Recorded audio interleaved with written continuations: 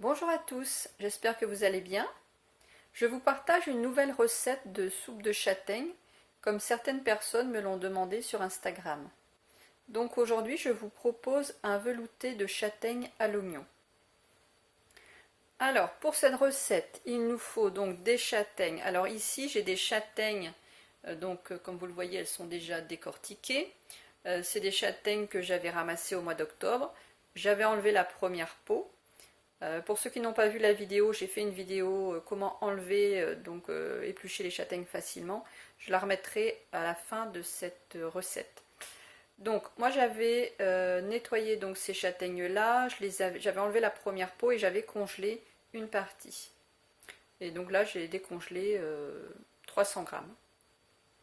Donc pour cette recette, 300 grammes de châtaignes décortiquées, le double en quantité d'oignons, donc j'ai 600 g d'oignons rouges.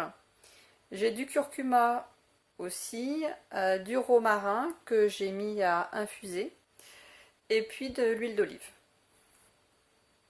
Alors pour les châtaignes, je vais tout de suite faire une précision. Il y a plusieurs possibilités pour en avoir. Donc évidemment la plus facile, la plus économique en tout cas, c'est d'aller les chercher soi-même. Octobre, novembre.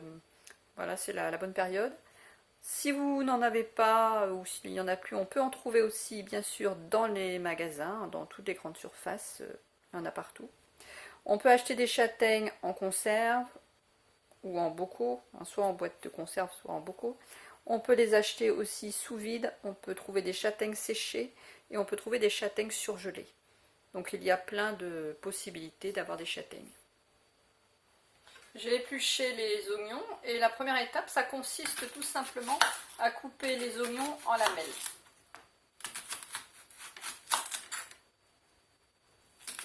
Attention à ne pas vous couper les doigts.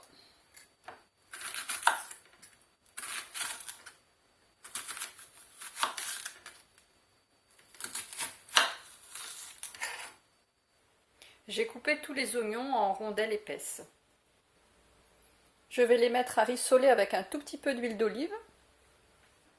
Si vous ne souhaitez pas du tout mettre de gras, vous pouvez passer cette étape. Habituellement, je ne mets pas vraiment de gras dans les soupes, mais dans cette recette, je trouve que vraiment ça apporte quelque chose de faire rissoler les oignons légèrement avec de l'huile d'olive. Pendant ce temps-là, je vais mettre les châtaignes dans la cocotte et je rajoute le romarin qui est infusé. Moi je fais comme ça parce que je n'aime pas avoir les petits morceaux de romarin ou de thym dans... J'ai mis de l'eau dans la bouilloire pour que ça chauffe et pendant ce temps-là je vais vous montrer les oignons. Donc les oignons, j'ai mis un couvercle. Comme ça fait la vapeur qui redescend. Donc pour les oignons, j'avais programmé 10 minutes et j'avais mis un couvercle en plus. Donc voilà, les 10 minutes sont passées, ça a permis de colorer les oignons, de refaire sortir un peu ce qu'on appelle les sucs des oignons. Mais pour ceux qui ne veulent pas du tout mettre de gras, bien vous pouvez passer cette étape. Maintenant j'ajoute les oignons avec les châtaignes. Et comme je disais, si vous ne voulez pas mettre de gras, c'est pas grave.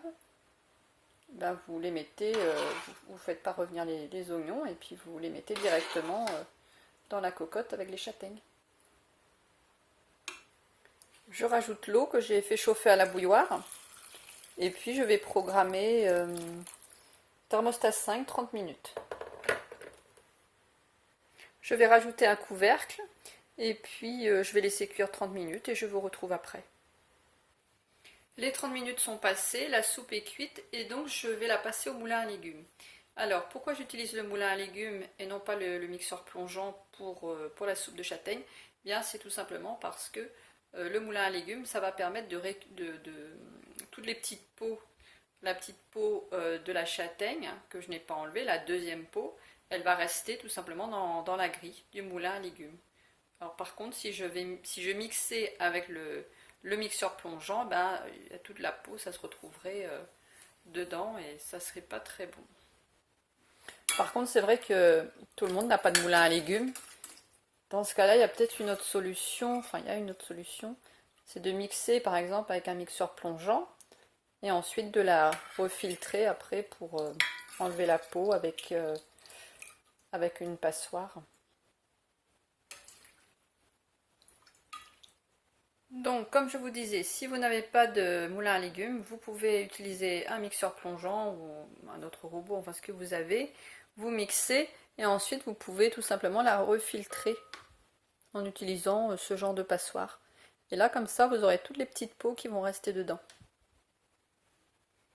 J'ai oublié de vous dire aussi, juste avant de passer tout ça au moulin à légumes, j'avais rajouté le curcuma. Donc pensez à rajouter les épices, j'ai oublié de le dire. Éventuellement le sel, le poivre, enfin selon ce que vous avez l'habitude de consommer. Je vous montre la consistance, donc vous voyez ce que ça donne.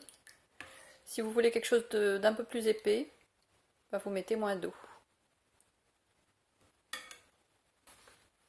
Je vous remercie d'avoir regardé cette vidéo. Vous pouvez retrouver d'autres recettes de soupe dans la playlist soupe.